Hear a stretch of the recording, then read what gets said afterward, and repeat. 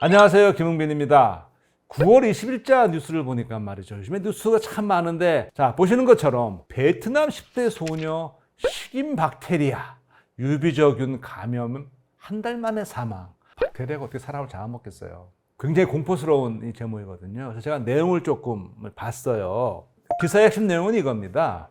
베트남에서 15살 소녀가 아팠는데 약을 먹고 했는데 한 달 동안 안 나서 그 사이에 몸무게가 10kg나 빠졌고 병원에 갔더니 유비저균 감염 판정을 받았고 그리고 사망을 하게 된 거예요. 근데 이 소녀가 당뇨와 함께 이제 비만도 이제 앓고 있었다고 그래요. 사망자가 발생을 하니까 역학조사를 했고 역학조사를 해보니까 지난 한 달 동안 이 소녀와 가족 전부 다 이 마을을 벗어난 적이 없는데 이 가족이 식수와 생활용수를 어디서 사냐면은 우물에서 이제 길어왔다는 것이죠. 그러니까 이제 그 오염은 이제 우물로 이제 생각이 되는데 일단 이 유비저균이라는 거는 유비저병은 아직 백신은 없어요. 이 유비저균이 물이나 토양에 아주 많이 있는 세균이어서 그렇게 오염된 물을 먹는다든지 또는 오염된 물에서 물놀이를 하다가 상처로도 들어오거든요. 이제 이런 거를 피해야 되는 거예요. 자, 그러면 이 유비저균이 어떤 건지 잠깐 설명을 한번 드려볼게요. 이 유비저균은 주로 더운 지방, 즉 동남아시아나 이런 더운 지방에 많이 살아요. 유비저병은 그런 지역의 풍토병에 해당하는데요. 이거를 유발하는 세균 이름은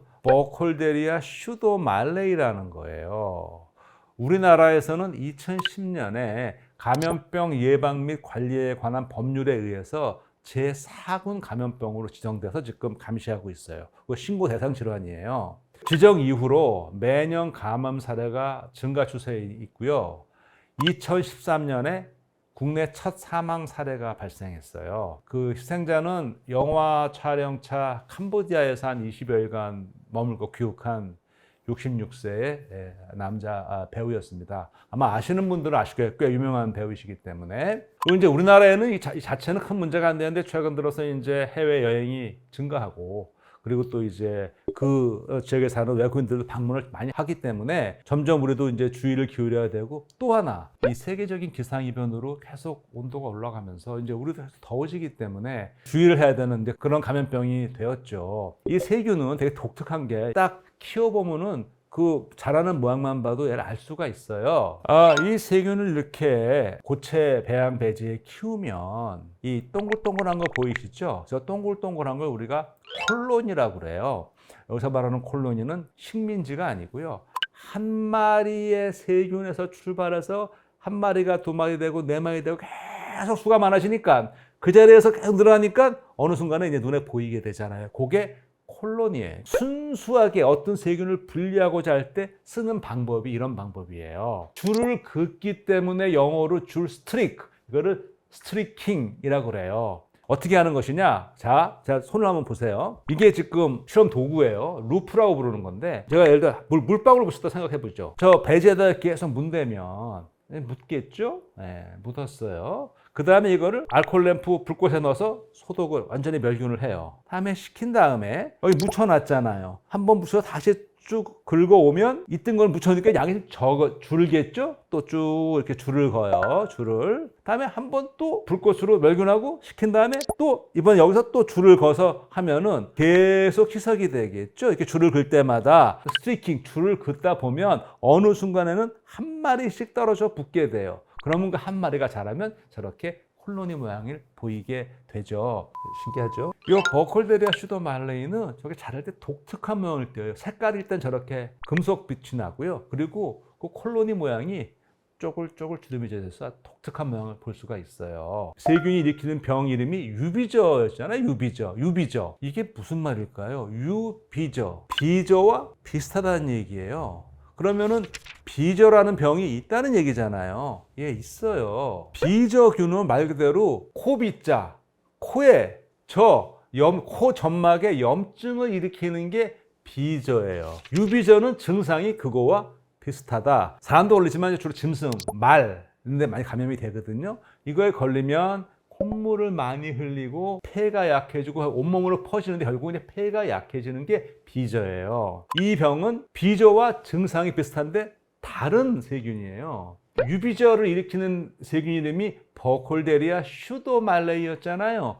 슈도라는 거는 뭐와 비슷하다, 유사하다는 거거든요. 그러니까 비절을 일으키는 세균의 이름과 비슷한 거니까 뭐겠어요? 비절을 일으키는 세균 이름은 버콜데리아 말레이죠. 버콜데리아 말레이는 비저균이고 유비저균은 유사비죠.